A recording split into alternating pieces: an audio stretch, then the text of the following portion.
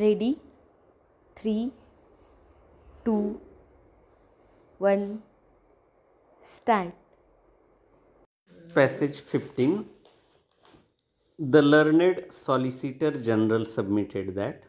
if the decision in Rajendra Singh Rana's case, which inter alia dealt with the question relating to the Speaker's powers to decide a question in respect of paragraph 4 of the 10th schedule, independent of any application under paragraph 6 thereof, is to be made applicable in the facts of this case, the same would be contrary to the decision of this court in Rajya Soap Factory versus S.P. Sharma. The learned Solicitor General also made special reference to the decision of this court in Mayawati versus Markandeya Chand and others, wherein it was inter alia held that if the order of the Speaker disqualifying a member was to be set aside, the matter had to go back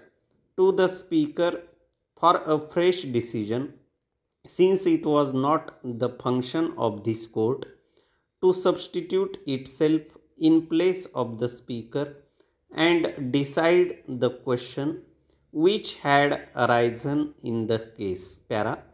In addition to his aforesaid submissions, the learned Solicitor General also submitted that various substantial questions of law in regard to the interpretation of the Constitution had arisen in the facts of the present case, namely, whether paragraph 4 of the 10th schedule to the Constitution, read as a whole, contemplates that when at least two-thirds of the members of the legislature party agree to a merger between one political party and another, only then there is a deemed merger of one original political party with another. Whether in view of the difference in language between paragraph 3 and 4 of the 10th schedule, a deemed merger is the only thing to be looked at as opposed to a split which must be in an original political party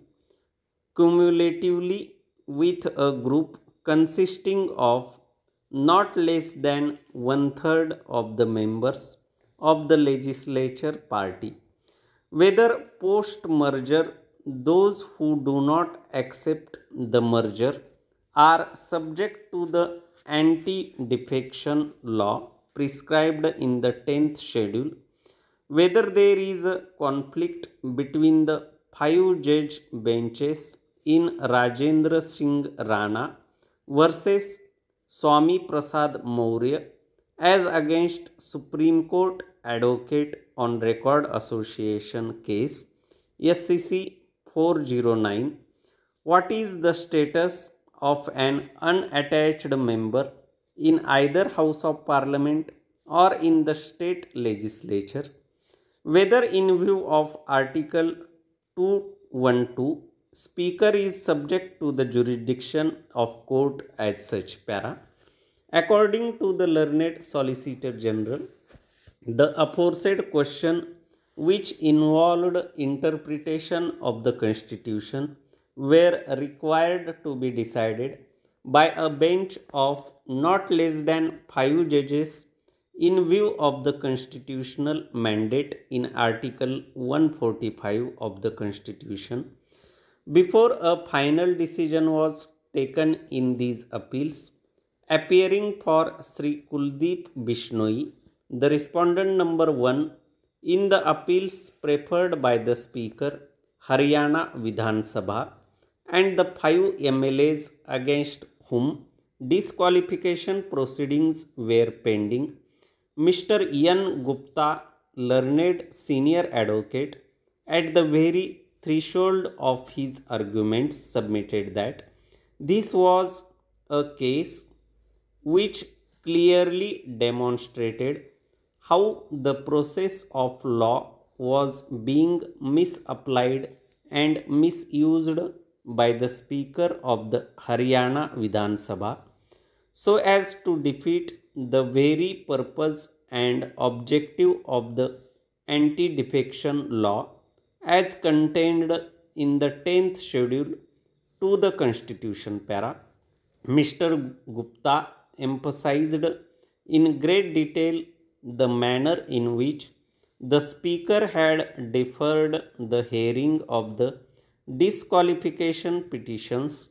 filed by the respondent number 1 against the 5 MLAs on one pretext or the other,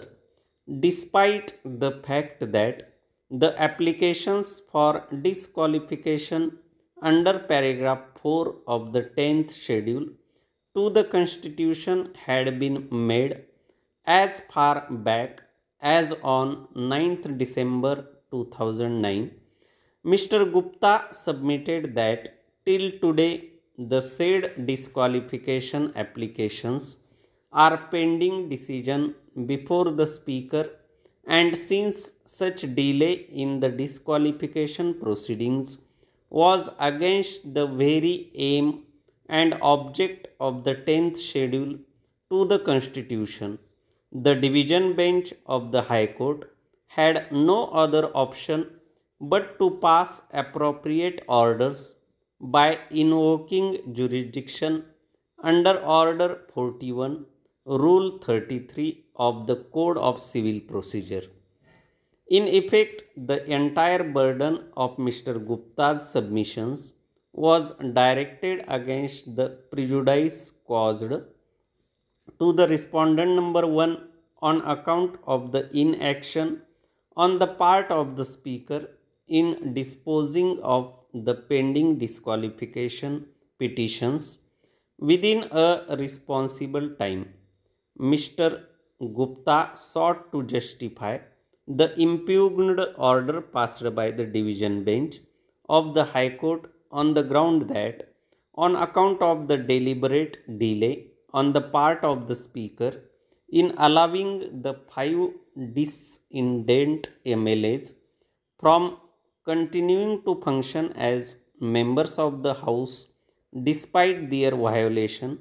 the High Court, in exercise of its appellate powers under Order 41,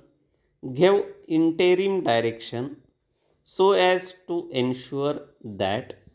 the petitioner before the Speaker was non-suited on account,